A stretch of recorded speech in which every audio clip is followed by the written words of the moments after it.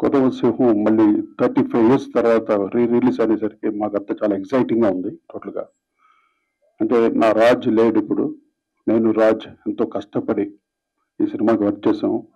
ముందుగా మా ప్రొడ్యూసర్ నాగేశ్వరరావు గారికిని, మురళీమోహన్ గారికి ఎన్ని కృతజ్ఞతలు చెప్పాలో మాకు అర్థం కావట్లే. మా మీద అంత నమ్మకంతోటి ఇంత పెద్ద సినిమా, కౌబాయ్ సినిమా మాతోటి చేయించారంటే అప్పట్లో మేము ఫుల్ ఫేమ్‌లో ఉన్నాం. రాజ్‌కోటిగా ఒక ఫుల్ బ్యానర్ ఉంది. ఫుల్ చాలా బిజియెస్ట్ కంపోజర్స్ అన్నమాట మేము. ఆ టైంలో మాకు ఈ అవకాశం కల్పించారు మా మీద నమ్మకంతోటి. ఒక్క మ్యూజిక్ కూడా వినిపించలేదు. ఇలా చేయండి, ఈ టైప్‌లో కావాలి, పాటలు ఇలా కావాలి. Never set. ఈవెన్ డైరెక్టర్ గారు గాని, నాగేశ్వర గారు గాని మా మీద నమ్మకంతోటి వదిలారు సినిమాని. ఎందుకంటే నాకు రాజ్‌కి కౌబాయ్ సినిమా అంటే చాలా ఇష్టం. చిన్నప్పటి నుండి మేము 'గుడ్ బై అండ్ గిల్లీ ఫ్యూ డాలర్స్ మోర్' ఇవన్నీ ఒక 100 సార్లు చూసాము థియేటర్స్‌కెళ్ళి. అప్పట్లంతా వీడియో వీడియో అదేది లేదు. మన డీవీడీస్ ఇవన్నీ లేవు అప్పట్లో.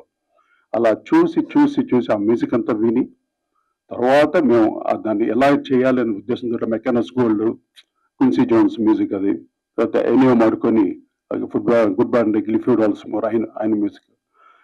ఇంకో ముఖ్యమైన విషయం ఏంటంటే ఈ సినిమాకంతా రెహమాన్ కీబోర్డ్ పైన పనిచేశాడు. దిలీప్ వాడి పేరు.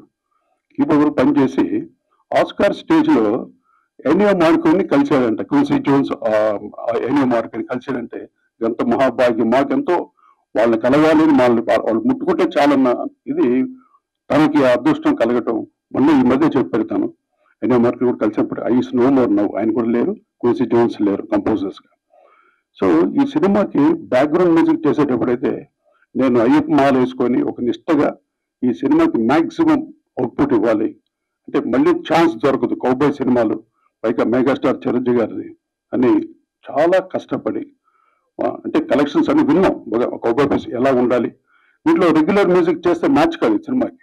అందువల్ల కంప్లీట్ ఆ కలర్ ఆఫ్ మ్యూజిక్‌ని ట్రై చేసి రీ రికార్డింగ్ చేసాం. చాలా మంచి పేరు వచ్చింది మాకు. ఇప్పటికి చిరంజీవి గారికి కూడా చాలా ఇష్టం. ఇందులో పాటలు కూడా నన్ను ఇందాక మొత్తం రీల్ చేద్దామని ఇన్‌స్టాకి అన్ని పాటల్ని పాడి గిటార్ తోటి పాడి చేస్తుంటే నాకే ఇంట్రెస్ట్ ఏంటి ఇంత బాగున్నాయి పాటలు అనిపించి అంత ఈజీ క్యాచీగా ఉన్నాయి పాటలు మంచి రిథమిక్‌గా.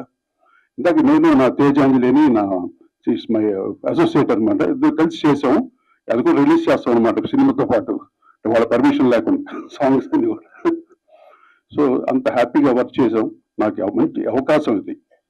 మళ్ళీ ఆఫ్టర్ 35 ఇయర్స్ తర్వాత రిలీజ్ అవుతున్నట్టు మీ అందరి సపోర్ట్ చాలా ముఖ్యం ఈ సినిమాకి. మళ్ళీ మీరందరూ దీన్ని ఎంతగా ఆడియన్స్‌కి రీచ్ అయ్యే విధంగా మీరందరూ ముందుకు తీసుకెళ్లాలని మనస్ఫూర్తిగా కోరుకుంటాను. Thank you. నాకు ఈ చక్కటి అవకాశం కల్పించినందుకు thank you very much. Right. Thank you sir. నమస్కారం.